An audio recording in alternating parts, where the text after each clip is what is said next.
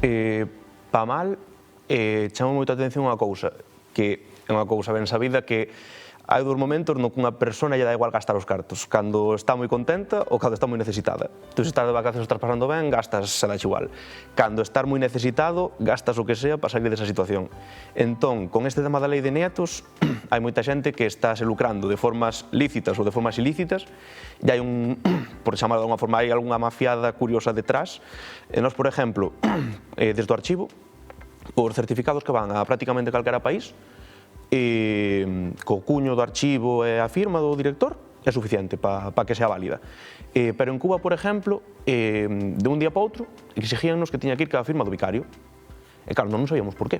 Pois resulta que había xente que estaba falsificando certificados, entón, claro, tiñan unha afluencia masiva de certificados que estaban falsificados, entón, tuveron que tomar a decisión de pedir unha certificación por parte tamén do obispado como para dificultar máis ese tipo de falsificacións, porque claro, a min comentoume algunha persona que veu por archivo que algún certificado falsificado cobrábase a 2.000, 3.000 euros, que iso para un cubano pode ser o sueldo de 20 anos.